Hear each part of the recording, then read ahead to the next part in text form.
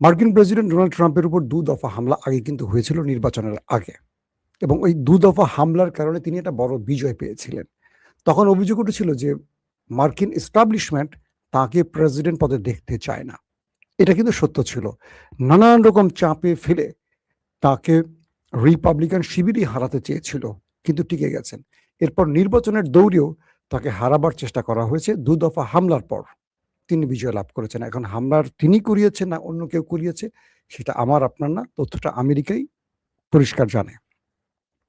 যখন ইরান যুদ্ধে কোণঠাসা, তরতর করে তার জনপ্রিয়তা নিচের দিকে নামছে, ডাউন হচ্ছে, তখন হঠাৎ করে ট্রাম্প, যেখানে হাজার হাজার হোয়াইট হাউজের লিস্টেড বিশাল মাপের সাংবাদিকরা, বড় মাপের সাংবাদিকরা, ডক্টর জাহিদের মতো উপদেষ্টারা এসে বসে আছেন, তখন সেখানে একজন অস্ত্র হাতে নিয়ে এসে গুলি করলো। এটা নিয়ে নতুন প্রশ্নের তৈরি হলো।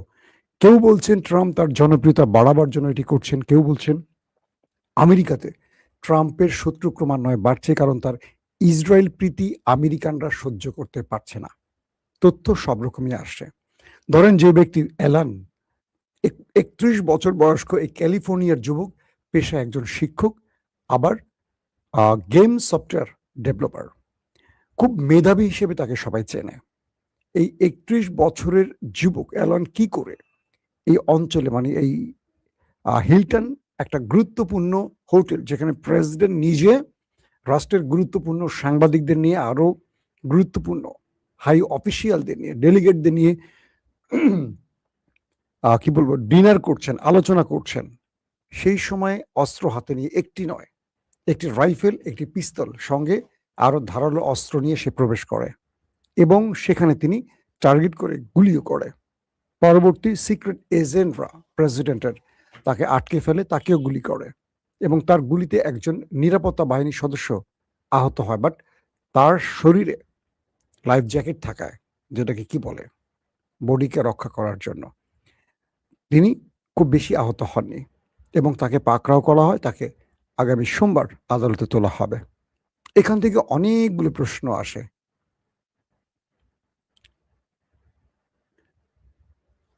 একজন লিখছেন, তার কমেন্ট আমার ভালো লাগছে, এই বেটা ডাক্তার জাহিদ নাকি তার বাবা হয়। ও আচ্ছা ভাই, সরি, মহসিন চৌধুরী আপনার বাবা হয় আমি তো জানতাম না। তা আমাকে বলবেন আগে, ডক্টর জাহিদকে বললে আপনার কষ্ট লাগে। আপনার বাবাকে আমি অসম্মান করলাম, এর জন্য সরি। তো বাবা না দুলাভাই ঠিক বুঝলাম না। যাক, একটা হলি হয়, মা বা বোনের স্বামী কাছাকাছি তো নাকি। মহসিন চৌধুরী, আপনার শুভকামনা, ভালো লোককে পাইছেন। তো এখন যেটা হয়েছে, ট্রাম্প, তার যে জনপ্রিয়তা কমছে, মধ্যবর্তী নির্বাচনে তিনি হেরে যেতে পারেন, সকল জরিপ সেই বিষয়টিকে ইঙ্গিত করছে।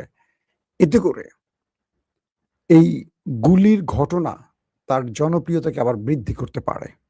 এখন প্রশ্ন আসতে পারে, এটার সাথে জড়িত কারা? কিছু কিছু মাধ্যম বলছে তার উপরে চাপ সৃষ্টির জন্য যে দেশটি বারবার তাকে যুদ্ধে জড়াবার চেষ্টা করছে, সেই দেশটির টার্গেট হতে পারে, তাকে শুধু ভয় দেখানোর জন্য। হত্যা করার উদ্দেশ্যে গুলি হয়নি, কারণ ট্রাম্পের কাছ থেকে অনেক দূর থেকে গুলিগুলো করা হয়েছে। এত দূর থেকে গুলি করে সিক্রেট এজেন্সি, নিরাপত্তা বাহিনী, এত এত গোয়েন্দার ভেদ করে এসে আক্রমণ করার কথা না। বা তিনি ঢুকছেন কিভাবে ওই অঞ্চলে, একটা ছোট ছুরি নিয়েও ঢোকার কথা না, সেখানে ঢুকলেন কি করে, অনেক প্রশ্ন আসছে। তো এখন যে বিষয়টি তৈরি হয়েছে, ধারণা করা হচ্ছে ওই দেশটি, যে দেশটির নাম নিলে চাকরি থাকে না, সেই দেশটির কোন এজেন্ট হতে পারে, যেভাবে কেনেডিকে হত্যা করা হয়েছে। নাম্বার 2, কেউ বলছেন আমেরিকার মধ্যেই রাষ্ট্র কয়েকটা ভাগে বিভক্ত হয়ে গেছে। আমেরিকার মধ্যে আমেরিকার টপ জেনারেলরা ট্রাম্পের উপর ব্যাপক ক্ষিপ্ত, কারণ তিনি তার এই যুদ্ধটাকে এমনভাবে, মানে ছড়িয়ে দিতে গিয়ে পুরো আমেরিকানদের বিরুদ্ধে দাঁড়িয়েছেন, মার্কিন সেনাদের বিরুদ্ধে দাঁড়িয়েছেন, অনেক জেনারেলকে সরিয়ে দিয়েছেন পদ থেকে, অনেক কি বলবো, তাদের নেভি প্রধানকে সরিয়েছেন, সেনা প্রধানকে সরিয়েছেন, একের পর এক অকাণ্ড করে যাচ্ছেন এই টেম্পু সাহেব। আবার বলা হচ্ছে যে তিনি নিজেই আক্রমণের পর বক্তব্যে বলেছেন এই ঘটনার সাথে ইরানের সম্পৃক্ততা আছে কিনা তিনি খতিয়ে দেখবেন। আপাতত ইরানের সম্পৃক্ততা দেখছেন না। তবে আমার একটা কথা খুব ভালো করে মনে পড়ছে। Ali Larijani, doctor Ali Larijani শাহাদত বরণের দুদিন আগে আমি আপনাদের খবর দিয়েছিলাম, মনে আছে কিনা দেখেন। তিনি বলেছিলেন যে ওই দেশ দুটো, আমেরিকা ইসরায়েল, তারা একটা কৌশল নিচ্ছে। তারা এমন কোনো ফলস ফ্ল্যাগ অপারেশন করতে পারে যার মাধ্যমে ইরানকে দায়ী করে 9/11-এর মতো বড় কোনো ঘটনা ঘটাতে পারে। অর্থাৎ তিনি তার বক্তব্যে স্পষ্ট করেছেন এটা, আরবের কোনো দেশে বড় কোনো অ্যাটাক হবে। করবে কারা? সিআইএ বা মোসাদের অনুসারীরা। নাম পড়বে কার? ইরানের। অথবা আমেরিকার ভেতরে টুইন টাওয়ারের মতো কোনো একটি ঘটনা ঘটানো হবে, নাম দেয়া হবে ইরানের। অথবা এমন কোনো মিত্র দেশ, আমেরিকা ইসরায়েলের মিত্র দেশ, যেখানে এই হামলার ঘটনাটি ঘটবে এবং ইরানের নাম দেয়া হবে। এর মাধ্যমে ন্যাটো, ইউরোপ সবাইকে নিয়ে ঝাঁপিয়ে পড়বে ইরানের বিরুদ্ধে আমেরিকা। এটিকে বলছেন ডক্টর আলী লারিজানি শহীদ হওয়ার দুদিন আগে। তিনি বলছেন সবাইকে সতর্ক থাকতে হবে এবং আমি বিশ্ববাসীকে বলবো ইরান এমন কোনো পরিকল্পনা করে না যেটা পর্দার অন্তরালে চুরি করে করতে হয়। ইরান যেটা করবে সেটা জানিয়ে করবে, শত্রুর আঘাতের পাল্টা জবাব দেবে, কিন্তু কখনো এই কাজগুলো ইরান করে না। ঠিক তার দুদিন পরেই ওই দেশটি, নেতানিয়াহুর দেশটি, আলী লারিজানিকে স্ট্রাইক চালিয়ে মেরে দেয়।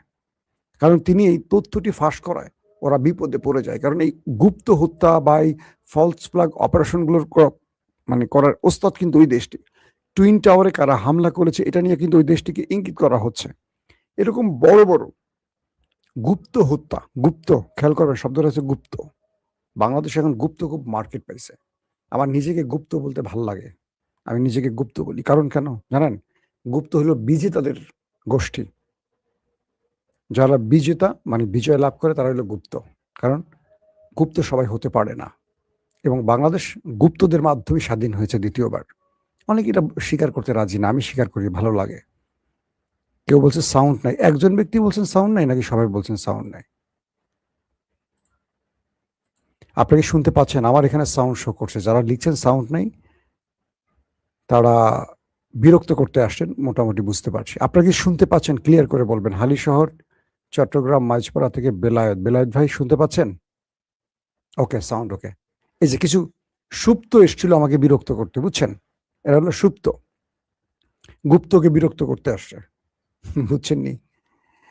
এখন যে বিষয়টা তৈরি হয়েছে যে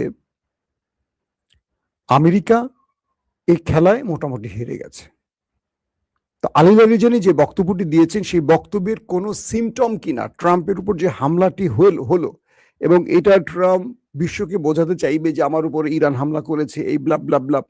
তবে তার যে ডাটা পাওয়া গেছে, অ্যালান তিনি মুসলিমও নন, ইরানেরও নন।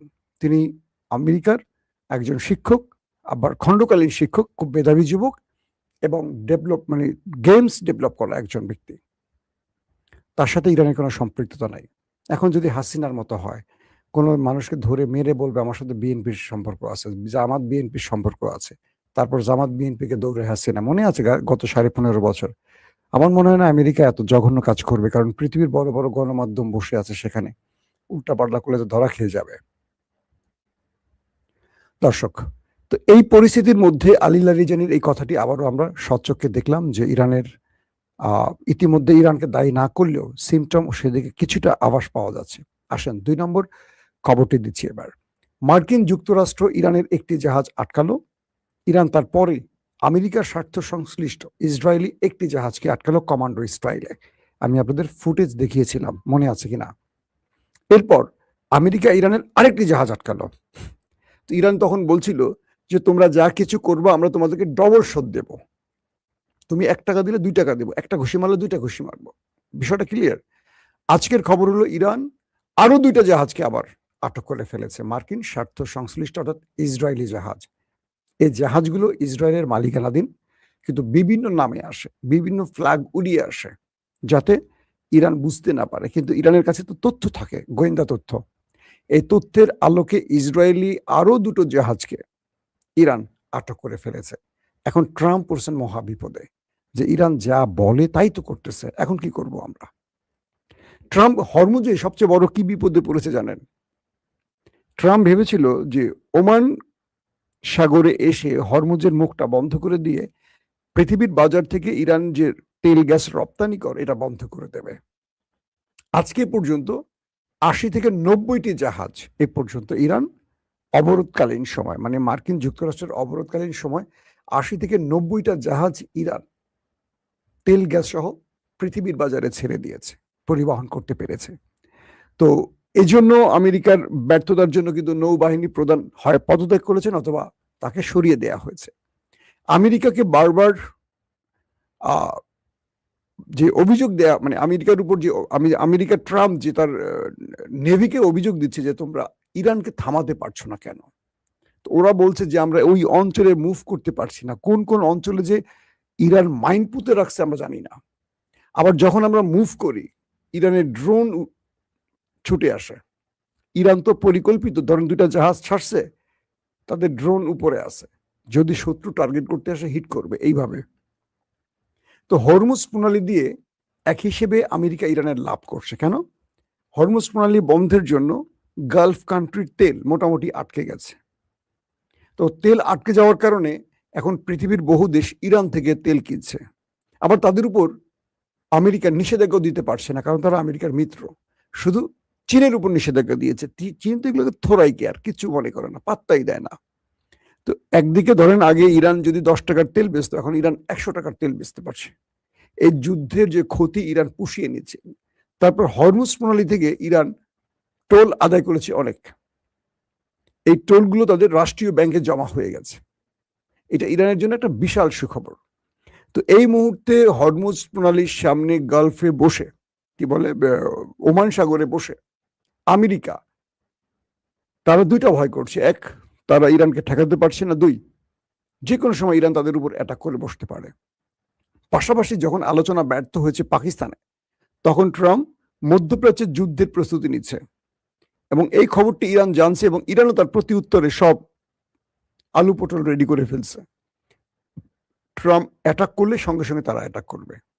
তো এখন যে অবস্থাটা তৈরি হয়েছে, মিস্টার ট্রাম্প তিনি যে কোনো উপায় একটা ফেস সেভিং এর জন্য নেপথ্যে মিশর, তুরস্ক এবং পাকিস্তানকে ব্যবহার করছে। তবে এই মুহূর্তে ফরম্যাটে বা লাইমলাইনে আছে পাকিস্তানের ফিল্ড মার্শাল আসিফ মনির। যা কিছু হচ্ছে আসিফ মনিরকে বলছেন, আসিফ মনির ইরানকে বলছে, ইরান আসিফ মনিরকে বলছে, যে কারণে ইরানের পররাষ্ট্রমন্ত্রী আব্বাস আরাগচি পাকিস্তান সফরটি শুরু করেছেন প্রথমে। পরবর্তী পাকিস্তানের একটি বিমান নিয়ে তিনি ওমানে চলে গেছেন। ওমান থেকে তিনি আবারও পাকিস্তানে আসবেন। পাকিস্তান থেকে তিনি আবার রাশিয়াতে যাবেন, তারপর ইরানে ব্যাক করবেন। এবং সবকিছু মিলে এই মুহূর্তে যে বিষয়টি মনে হচ্ছে যে ইরান আমেরিকাকে আর কোনো প্রকার ছাড় দিতে চাচ্ছে না। আমেরিকা যতটুকু চাচ্ছে যুদ্ধ এড়িয়ে চলতে, কিন্তু ইরান যে সুবিধাগুলো পাচ্ছে এই সুবিধাগুলো বন্ধ করতে চাইছে, হরমুজ প্রণালী, টোল আদায়, বিভিন্ন। কিন্তু ইসরায়েল আমেরিকাকে যুদ্ধ থেকে বাড়ি ফিরতে দিচ্ছে না। আর ইরানও কেন যেন মনে হচ্ছে এটা যুদ্ধ হোক চায়, কারণ ইরান এমনভাবে গুছিয়ে নিয়েছে। ইরানের অপশন 2টো, এক, তুমি যুদ্ধ চাইলে আসো, আর দ্বিতীয় হলো যদি যুদ্ধ না চাও তাহলে আমার শর্ত মানো। ইরানের শর্ত যদি মানে আমেরিকা বা ট্রাম্প, তাহলে আমেরিকার পরাশক্তি থাকে না, কোনোভাবেই থাকে না। তাই আমেরিকা একটা যুদ্ধের দিকে যাচ্ছে এখন।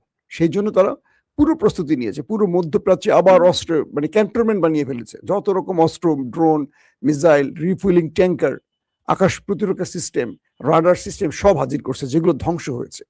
আজকেও মার্কিন কয়েকটা গণমাধ্যমের স্পেশাল স্টোরিতে দেখলাম যে ট্রাম্প যে সংখ্যাগুলো বলেছেন তিনি অনেক কমিয়ে বলেছেন। তারা বলছে যে মধ্যপ্রাচ্যে, মানে গালফ কান্ট্রিতে ইরানের হামলায় যে পরিমাণ আমেরিকা ক্ষতিগ্রস্ত হয়েছে গত 50-60 বছরে, এত ক্ষতি আমেরিকার হয়নি। পুরো গালফকে নাকি, গালফের ভেতরে যতগুলো ঘাঁটি আছে প্রত্যেকটা ঘাঁটিকে লন্ডভন্ড করে ফেলেছে ইরান। তাই নতুন করে আবার তাকে বিভিন্ন জায়গা থেকে, দক্ষিণ কোরিয়া থেকে চাওয়া হয়েছে, বিভিন্ন দেশ থেকে সাহায্য চাওয়া হয়েছে, জাপান থেকে সাহায্য চাওয়া হয়েছে, কেউ আমেরিকার ডাকে সাড়া দেয়নি। তাই আমেরিকা 1000 মাইল পাড়ি দিয়ে আবারও সামরিক অস্ত্র, তাদের কি বলবো ইকুইপমেন্ট গুলো আবার পাকিস্তান, কি বলে, মধ্যপ্রাচ্যে এনে জড়ো করছে। তো এখন এই মুহূর্তে ট্রাম্প আসলে বড় বেকায়দায় আছেন একটা কারণে, ইরানকে যতবারই হুমকি দিচ্ছেন ইরান আসলে হুমকিকে তোয়াক্কা করে না। ইরান মরতে রাজি আছে কিন্তু তার পতাকা দিতে রাজি না। ইরান মরতে রাজি আছে কিন্তু হরমুজ দিতে রাজি না। ইরান মরতে রাজি আছে কিন্তু পরাজয় মেনে নিতে রাজি না। এটাই হলো ট্রাম্পের জন্য সবচেয়ে বড় ধাক্কা। দর্শক, আজ রাত 11টা থেকে 12টার মধ্যে ইনশাআল্লাহ আবারও চেষ্টা করব আরো অনেকগুলো ব্রেকিং খবর দেওয়ার জন্য। এখনকার মতো বিদায় নিচ্ছি। প্রত্যেকে ভালো থাকবেন। আল্লাহ হাফেজ।